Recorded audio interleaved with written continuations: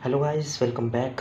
मेरा नाम है यश और मैं आज से स्टार्ट कराने वाला हूँ आपको क्लास 11th की केमिस्ट्री। इससे पहले हम क्लास 12th की केमिस्ट्री चला रहे हैं, जिसमें हम चैप्टर नंबर 1 को धीरे धीरे करके कर रहे हैं। तो चलिए स्टार्ट करते हैं क्लास 11th की केमिस्ट्री। बहुत से बच्चों को उनके बेसिक कॉन्सेप्ट क्लियर नहीं है, जिस वजह से हम पहले क्लास 11th की केमिस्ट्री को ज़्यादा गौर करेंगे उस पर। तो स्टार्ट करते हैं क्लास 11th की केमिस्ट्री। सबसे पहले हमें जो केमिस्ट्री पढ़नी होगी ना क्लास 11th की, उसमें सबसे पहले क्या पढ़ना पड़ेगा। तो मेरा मानना ये है कि क्लास 11th में चैप्टर नंबर 1 को बिल्कुल भी कहीं पर भी नहीं पढ़ाया जाता। नहीं पढ़ाया जाता मतलब क्या, कि उसका बेसिक नहीं पढ़ाया जाता कि इस तरीके से कि केमिस्ट्री कैसे आई, क्यों केमिस्ट्री को हमने प्रेफरेंस ज़्यादा दिया और किसी सब्जेक्ट को, मतलब कि और कोई सब्जेक्ट क्यों नहीं आ पाया, केमिस्ट्री ही इतनी प्रचलित क्यों हुई, कहाँ से हुई, कब हुई, कौन कौन से साइंटिस्ट थे, क्यों थे, और जो साइंटिस्ट ने इसके बारे में मतलब कि अपने रूल्स दिए और बहुत सी चीज़ें दी, उनके बारे में बात करेंगे। इस चैप्टर को पूरा बेसिक से करेंगे। जब तक आपको इस चैप्टर को पढ़ लेना आपने, तो केमिस्ट्री से आपको प्यार हो जाएगा। ये इतना अच्छा चैप्टर है, अगर बस पढ़ाने वाला चाहिए और पढ़ने वाले चाहिए। ये चैप्टर बहुत अच्छा था। हमारे टीचर्स ने भी हमको इस चैप्टर के बारे में ऐसा ही बताया था और कहा था कि इस चैप्टर में जिसका इंटरेस्ट डेवलप हो गया, समझ लो उसको केमिस्ट्री आ गई। तो मेरी आपसे रिक्वेस्ट है, प्लीज़ इस चैप्टर को पूरे कंसंट्रेशन से पढ़ें। तो स्टार्ट करते हैं। करना ये है कि मैं इसमें मतलब कि चैप्टर नंबर 1 में पूरी थ्योरी होगी, कोई न्यूमेरिकल नहीं, कोई कॉन्सेप्ट नहीं। एक आध कॉन्सेप्ट होगा, उसे बढ़ा देंगे, लेकिन पूरी थ्योरी होगी। लेकिन ये थ्योरी ऐसी है, अगर आपने इसको मन से पढ़ लिया ना, तो आप केमिस्ट्री में आगे निकल जाएंगे बहुत ज़्यादा। तो चलिए स्टार्ट करते हैं केमिस्ट्री को। केमिस्ट्री चैप्टर नंबर 1 है, रसायन विज्ञान की कुछ मूल अवधारणाएं। इस चैप्टर का नाम है, जिसको इंग्लिश में some basic concept of chemistry कहते हैं। क्लास 11th की केमिस्ट्री है, एनसीईआरटी बेस है केमिस्ट्री। तो चलिए स्टार्ट करते हैं। केमिस्ट्री शब्द की उत्पत्ति मिस्र देश के प्रमुख पुरातन नामक कीमिया से हुई। इस शब्द का अर्थ मिशी भाषा में काला होता है। क्या होता है? काला।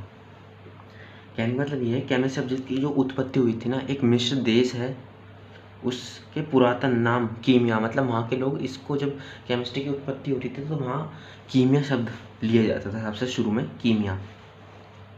इस शब्द का अर्थ मिशी भाषा में काला होता है, मतलब कि जो ये कीमिया शब्द है ना, इस शब्द का मिशी भाषा में नाम काला होता है। और मिशी की काली मिट्टी के कारण, कहने का मतलब ये है यहाँ पर मिशी की काली मिट्टी, ये क्या कह रहा है मैं बताता हूँ आपको। जो वहाँ की जो मिट्टी थी ना, वो काली होती थी, इसी बेसिस पर इसका नाम काला पड़ गया, कीमिया, जिसको कीमिया का अर्थ है काला, और वहाँ की मिट्टी होती थी काली, जिस कारण से इसको काला कहा जाता है। वहाँ मिट्टी के कारण वहाँ का नाम रखा गया। यही है। मिस्रवासी रसायन के अध्ययन को केमिटेकन कहते हैं। मतलब कि वहाँ के जो लोग हैं, जैसे हम यहाँ पर केमिस्ट्री को पढ़ते हैं तो हम केमिस्ट्री कहते हैं, तो वहाँ पर जब लोग अध्ययन करते थे तो उन लोगों को केमिटेकन कहते हैं, और हम स्टडी करते हैं तो केमिस्ट्रियन कहते हैं। हम जो भी मतलब स्टडी करते हैं तो हम केमिस्ट्रियन हो गए। और विजिबल होगा। और इसी शब्द से केमिस्ट्री की उत्पत्ति हुई, मतलब केमिटेकन इसी शब्द से ही इसकी उत्पत्ति हुई। कीमिया था, कीमिया के बाद जो पढ़ते थे केमिटेकन से केमिस्ट्री की उत्पत्ति हुई। विजिबल होगा आपको, हाँ विजिबल है। यूरोपीय वैज्ञानिक बर्जीलियस का भौतिक रसायन के विकास व कार्बनिक रसायन में जैव शक्ति सिद्धांत में बहुत बड़ा योगदान रहा। एक यूरोप देश है, वहाँ के ये वैज्ञानिक थे बर्जीलियस, जो भौतिक रसायन यानी कि फिजिक्स के विकास में कार्बनिक यानी फिजिक्स और केमिस्ट्री दोनों में जैव शक्ति का सिद्धांत में बहुत बड़ा योगदान, मतलब कि जैव शक्ति, आगे पढ़ाएंगे इसके बारे में, जैव शक्ति क्या कह रहा है। आगे चलते हैं, फिलहाल हम देखते हैं। बर्जीलियस को रसायन शास्त्र के पितामह, मतलब जो बर्जीलियस साइंटिस्ट थे ना, उनको पितामह, पापा नहीं, बड़े पापा नहीं, बर्जीलियस को फादर, ग्रैंडफादर, पितामह। आपने महाभारत देखी होगी, उसमें पितामह होते हैं, तो कितना इंपॉर्टेंट रोल था उनका, तो इतना ही इंपॉर्टेंट रोल इनका केमिस्ट्री में है यहाँ पर। जबकि वोहलर ने सर्वप्रथम प्रयोगशाला में कार्बनिक यौगिक यूरिया। एक साइंटिस्ट और थे वोलर, ये भी यूरोपीय साइंटिस्ट थे। इन्होंने यूरिया, आपने नाम सुना होगा यूरिया का, वो यूरिया ये NH2CO का निर्माण किया था इन्होंने। ये जो आप ये बहुत से मतलब कि इम्पोर्टेंट पेपर जैसे पॉलिटेक्निक वगैरह एग्ज़ाम्स हुए या और बहुत सारे एग्ज़ाम पे, उसमें इनका साइंटिस्ट का नाम पूछा जाता है कि क्या यूरिया की उत्पत्ति किसने करी, तो वहाँ पर सीधा सीधा वोलर दिया जाता है। और यूरिया का फॉर्मूला NH2CO का निर्माण किया था। इस कारण इन्हें कार्बनिक रसायन के पिता, उनको पितामह, इनको पिता, फादर के नाम से जाना जाता है। तो आपसे कोई पूछ ले कि केमिस्ट्री का पितामह किसे कहा जाता है, तो आप तुरंत बताएंगे क्या? Berzelius, sir Berzelius. और सेकंड आपसे पूछ ले केमिस्ट्री का फादर किसे कहा जाता है, तो आप तुरंत बताएंगे कि सर वोलर। द्रव्य के अध्ययन के लिए रसायन विज्ञान का उदयकाल लगभग 3000 वर्ष पुराना है। क्यों? ये क्या बात कह दी यहाँ पर, देखिए गौर करना है यहाँ पर। द्रव्य के अध्ययन के लिए रसायन विज्ञान का उदयकाल, मतलब कि उभरने का जो समय है ना, लगभग 3000 वर्ष पुराना है। मतलब कि पिछले 3000 वर्षों से पहले इस पर खोज की जा रही थी। यानी कि कब से, जैसे अब 2022 चल रहा है, तो 600 ईस्वी पूर्व ग्रीस दार्शनिक ने एक परिकल्पना दी जिसमें जल को संपूर्ण द्रव्य का मूल पदार्थ माना गया। तत्पश्चात कहने का मतलब ये है कि एक ग्रीस दार्शनिक थे 600 वर्ष पहले, जैसे 2022 चल रहा था, उस समय 600 साल ने 600 साल पहले नहीं, ये 600 साल है, जैसे अब 2022 तो 600 ईस्वी। ग्रीस दार्शनिक ने एक परिकल्पना दी जिसमें जल को संपूर्ण द्रव्य का मूल पदार्थ माना गया। कहने का मतलब ये है कि उन्होंने एक परिकल्पना दी थी जिसमें जल को ही एक द्रव्य माना गया था। आगे बात करेंगे इसके बारे में, क्या कह रहे हैं पर। तत्पश्चात अरस्तु, मतलब कि उसके बाद अरस्तु 384 ईस्वी पूर्व और उससे लेकर 322 ईस्वी पूर्व, तथा प्लेटो ने 1427 ईस्वी और 1347 ईस्वी तक, उल्टा लिखा हुआ है ये लेकिन आप समझ गए होंगे, ने 4 मूलभूत तत्व का सिद्धांत दिया। ये मोस्ट इंपॉर्टेंट थिंग आने वाली है यहाँ पर। इन्होंने प्लेटो और अरस्तु ने, हाँ आपको विजिबल होगा, प्लेटो और अरस्तु ने बहुत ही बड़े साइंटिस्ट हैं, बहुत बड़े साइंटिस्ट, जो इन्होंने बातें बताई थी ना, बहुत ही अच्छी बातें बताई थी इन्होंने। इनकी वजह से ही हम लोग जानते हैं केमिस्ट्री के बारे में। ये जो साइंटिस्ट है ना, मान लीजिए ऐसा है कि जैसे बर्जीलियस हुए, वॉलर हुए, ये साइंटिस्ट तो है, इनको मान लीजिए पितामह कहा जाता है, बर्जीलियस को, का वॉलर को। मान लीजिए अगर इनमें से एक भी साइंटिस्ट ना होता ना, तो केमिस्ट्री अधूरी रह जाती। तो एक के साथ एक कड़ी की तरह जुड़ी हुई है ये यहाँ पर चीज़ें, और पूरी केमिस्ट्री एक कड़ी है। अब जैसे देख लेना periodic table, sp2 sp3 hybridisation, जो भी चीज़ आएगी ना, एक कड़ी की तरह है। मतलब कि एक टर्म, जैसे ये चैप्टर दे रखे हैं ना एनसीईआरटी में या किसी बुक में, वो एक 11th में टर्म वाइज दे रखे हैं। मान लीजिए आप चैप्टर 1 करते हैं, 2 कर लिया, 2 करते हैं तो 3 कर लिया। आप ऐसा नहीं कर सकते यहाँ पर, जैसे छोटी क्लासों में हम सीधे 8 पर पहुँच जाते हैं या 1 पर बाद में करते हैं। पहले सबसे पहले इसमें चैप्टर 1 कराना होगा, चैप्टर 2 कराना होगा, 3 कराना होगा। ऐसा नहीं होगा कि चैप्टर 5 पहले करा देंगे और बाद में कराएंगे। तो हम आते हैं अपने पुराने टॉपिक पर जो बात कर रहे थे। मूलभूत तत्वों का सिद्धांत दिया। ये 4 तत्व, जो 4 तत्व हैं, एक तो पृथ्वी, अग्नि, वायु तथा जल, ये 4 चीज़ों के बारे में बताया था। रसायन विज्ञान का इतिहास को क्रमबद्ध करने में जटिल कार्य है। मतलब कि क्या कह रहे हैं यहाँ पर ये अरस्तु और प्लेटो, ये जो 4 चीज़ें बताई ना, पृथ्वी, अग्नि, वायु, जल, ये जो 4 चीज़ हैं, यही केमिस्ट्री को आगे चलकर क्रमबद्ध करने में जटिल कार्य करेंगे। मतलब केमिस्ट्री को हर किसी को बताने के लिए, वैसे मैं आपको बता रहा हूँ, तो जल, पृथ्वी, अग्नि और वायु, ये सब चीज़ें की आसानी देंगे बताने के लिए आप सभी को। तो चलिए आगे चलते हैं।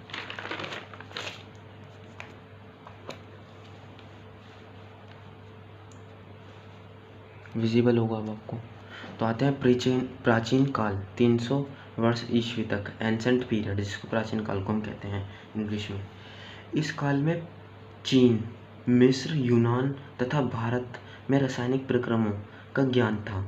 चीन में कपड़ा, तांबा और रेशम आदि बनाए जाते थे तथा इन पर डिजाइन आदि भी बनाए जाते थे। इसके पश्चात कागज़, चीनी, मिट्टी के बर्तन आदि भी बनाए गए थे। मिस्र के पश्चात यूनान के सभ्यता प्रारंभ हुई। यूनानियों ने संसार की बनावट और द्रव्य पर प्रकाश डाला। मैंने तो पूरा ही पढ़ दिया, अब आपको कुछ भी समझ नहीं आया होगा, तो चलिए समझाते हैं। इस काल में चीन, मिस्र, यूनान तथा भारत के रासायनिक परिक्रमों का ज्ञान था। क्या था? कहने का मतलब ये है यहाँ पर कि चीन के, मिस्र के कुछ साइंटिस्ट और भारत के कुछ साइंटिस्ट, उन दोनों के बॉन्ड से ही हम केमिस्ट्री में कुछ चीज़ों का पता लगा पाए। आगे पढ़ते हैं। चीन में कपड़े, तांबे और रेशम आदि बनाए जाते थे। ठीक है, ये कह रहा है कि चीन में तांबा, रेशम और आदि कपड़े बनाए जाते थे तथा इन पर डिजाइन आदि भी बनाए जाते थे। कहने का मतलब ये है कि सबसे पहले तो कपड़े बनाने स्टार्ट हुए। कपड़े बनाने, अब कपड़े पहनते रहे वहाँ के लोग पहनते रहे, तो जैसे बोर हो जाते हैं ना एक ही कपड़े को पहनकर, ऐसे ही वहाँ पर भी बोर होने लगे। तो उन्होंने क्या काम करा, उसी कपड़े पर डिज़ाइन कर दी। वो डिज़ाइन कर दी तो उन्होंने तिकड़म लगा दी। डिज़ाइन करने के बाद तो हर किसी बंदे को यूनिक चीज़ पसंद आती है, तो सभी लोग वहाँ पर ख़रीदने लगे। यही चीज़ यहाँ पर समझाई गई है। इसके पश्चात कागज़, चीनी, मिट्टी, बर्तन आदि भी बनाए गए।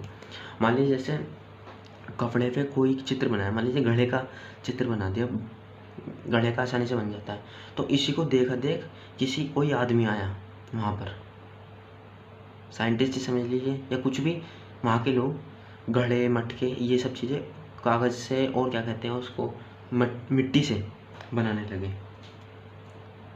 चीनी मिट्टी का मतलब चिकनी मिट्टी के बर्तन आदि भी बनाए गए थे। मिस्र के पश्चात यूनान की सभ्यता प्रारंभ हुई। इन सब कार्य को करने के बाद अब एक चीज़ का आना जरूरी था। क्या? मान लीजिए कोई राज्य बस रहा है तो राजा भी तो ज़रूरी है भाई। सब चीज़ आ गई, काम भी मिलने लगा, सब चीज़ें होने लगी, तो अब वहाँ पर लड़ाई होने लगी। तो लड़ाई होने के लिए एक इंसाफ करने वाला आदमी में होना चाहिए, तो वहाँ पर एक राजा आए थे फिर, तो उसी को सभ्यता प्रारंभ हुई। सभ्यता का मतलब है, यहाँ पर सभ्यता शायद गलत लिखा है, सभा आने लगी, सभा बैठाई जाने लगी। यूनानियों ने संसार की बनावट और द्रव्य का प्रकाश डाला, तो वहाँ के राजा ने और वहाँ के कुछ लोगों ने इन सभी चीज़ों पर द्रव्य और प्रकाश डाला। ठीक है,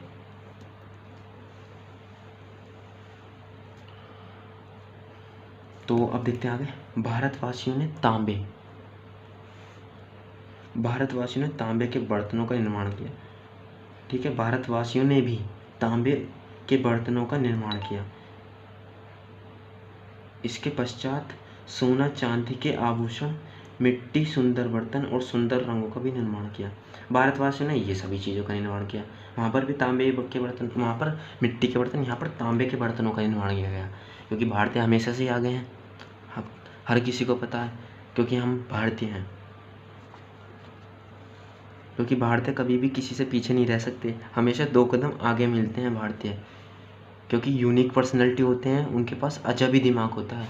मान लीजिए अगर ये अमेरिका देशों में जो साइंटिस्ट है ना, जो वहाँ पे पावर है कि मानते हैं, मतलब कि उनकी जो पावर है, जैसे एरोप्लेन वगैरह, जो बॉर्डर पर लड़ाई वगैरह होती हैं, अच्छे एरोप्लेन जो वहाँ पर बनाए जाते हैं ना, वो इंडिया के साइंटिस्ट ही वहाँ पर जाके, मतलब कि जो इंडिया चले जाते हैं ना साइंटिस्ट, पहले ही बुला लेते हैं उनको, वो ही बना पाते हैं। अगर इंडिया के साइंटिस्ट अमेरिका से वापस आ जाए ना, तो अमेरिका की आधी पावर ख़त्म हो जाए। तो देखते हैं हम इसका सेकंड पार्ट। इजिप्शियन काल 350 to 1500 ईस्वी, 350 से 1500 ईस्वी। इस काल में रसायन विज्ञान का सर्वाधिक विकास मिस्र में हुआ।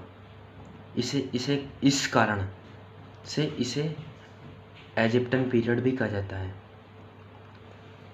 ठीक है, तीसरे बात है लेटर और रसायन काल 1500 से 1650 ईस्वी तक। इस काल में विशेषकर चिकित्सा रसायन का अध्ययन हुआ, मतलब कि डॉक्टरी वगैरह का निर्माण किया। लेटर और रसायन काल 1500 से 1650 ईस्वी तक, लेटरो केमिस्ट्री पीरियड। इस काल में विशेषकर चिकित्सा रसायन का अध्ययन किया गया, मतलब कि डॉक्टर रिलेटेड चीज़ों का निर्माण किया गया। इस अवधि में गैसों का पर भी महत्वपूर्ण ध्यान दिया गया, मतलब अध्ययन किया गया।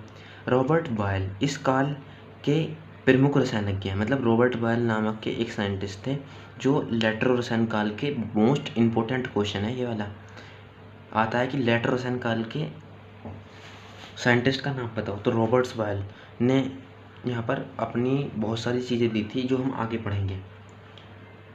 प्लेजिस्टोन काल 650 से 1734 ईस्वी तक, दी फिजियोलॉजिस्टन पीरियड, इस काल में स्टॉल तथा प्लॉजिस्टोन वे प्लॉजिस्टोन सिद्धांत प्रस्तुत किए जिसके अनुसार आगे चलते हैं।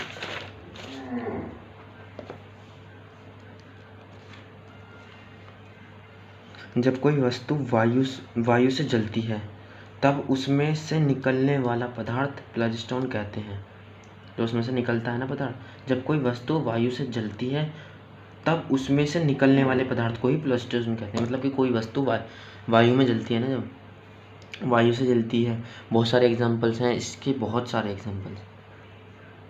तो सोडियम कभी कभी रिएक्शन कर जाता है, ये जब हम सोडियम को मतलब निकालते हैं तो वो जल्दी से वायु से रिएक्शन कर कर फट जाता है या जल जाता है। मतलब आधुनिक काल 1744 के पश्चात, मॉडर्न पीरियड, 17वीं शताब्दी के अंत में रसायन की उत्पत्ति हुई। 17वीं की शताब्दी, अब यहाँ से जो मतलब साइंटिस्ट थे थोड़ा यहाँ से ग्रो होने लगा मतलब कि केमिस्ट्री ग्रो होने लगी।